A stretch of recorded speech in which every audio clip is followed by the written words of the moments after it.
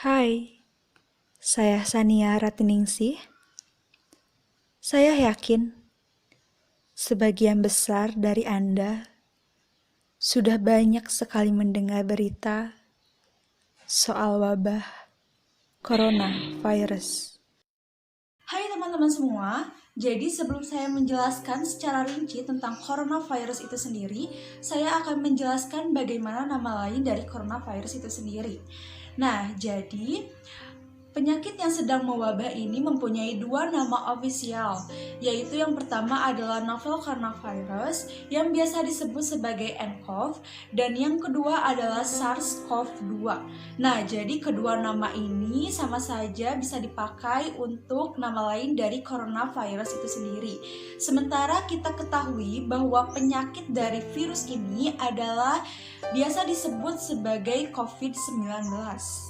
Pernah gak sih dari kalian semua yang pernah bertanya-tanya bagaimana ada virus nCoV seperti ini gitu? Nah, jadi sebagian besar penyakit infeksi yang diakibatkan oleh virus baru yang terdapat dalam tubuh manusia ini sebenarnya berasal dari tubuh hewan. Tetapi pengetahuan kita yang amat sangat terbatas pada virus-virus yang ada di dalam tubuh hewan tersebut. Nah, bahkan pada tubuh hewan yang telah terdomestikasi seperti hewan peliharaan. Apalagi pengetahuan kita terhadap hewan-hewan yang hidupnya di alam liar gitu. Bagaimana kita tahu virus apa yang terdapat pada hewan yang hidupnya itu di alam bebas gitu. Nah, teman-teman semua, sama halnya dengan virus nCoV ini. Nah, jadi sebenarnya dia adalah virus yang kemungkinan sudah ada sejak lama, tetapi hinggap di tubuh hewan. Nah, dari situ kita tidak mengetahui kan bagaimana keberadaannya. Nah, sampai ada penelitian yang paling kuat menunjukkan bahwa virus nCoV itu berasal dari tubuh hewan, yaitu dari tubuhnya kelelawar.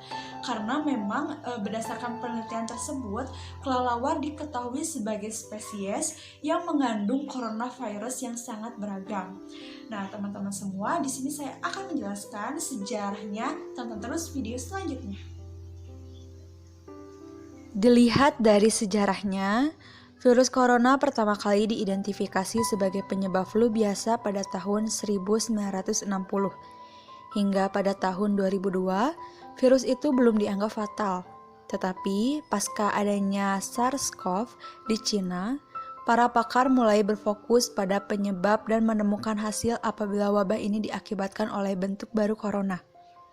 Pada tahun 2012, terjadi pula wabah yang mirip yakni MERS-CoV di Timur Tengah. Dari kedua peristiwa itulah diketahui bahwa corona bukan virus yang stabil serta mampu beradaptasi menjadi lebih ganas, bahkan dapat mengakibatkan kematian. Sejak itulah penelitian terhadap corona semakin berkembang.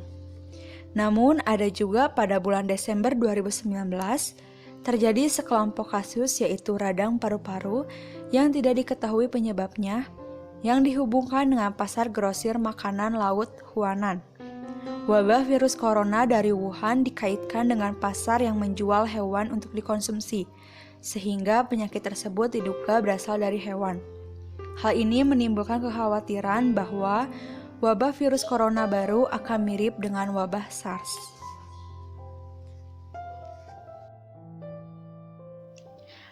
Menurut CDC,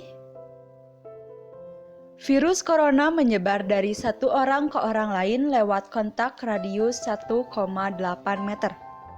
Orang yang terjangkit COVID-19 menyebarkan partikel virus lewat droplets kalau mereka batuk atau bersin yang kemudian masuk ke dalam tubuh orang lain lewat hidung dan mulut. Seorang bisa juga tertular COVID-19 lewat permukaan sebuah benda yang terpapar virus corona. Namun menurut CDC, hal ini bukanlah cara utama penyebaran virus corona, karena virus bisa mati jika terkena suhu 30 derajat Celcius di udara.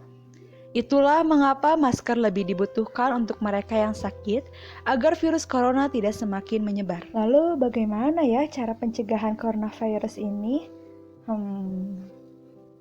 Jadi, sering mencuci tangan, membersihkan benda yang sering disentuh, menjaga imunitas tubuh, menjaga lingkungan sekitar, menggunakan masker bila sakit, mengelola makanan yang tepat, tidak mengkonsumsi satwa liar, dan segera ke dokter apabila mengalami gejala, sakit tenggorokan, flu, batuk, demam, dan sesak nafas. Lalu bagaimana pesan untuk menghadapi coronavirus?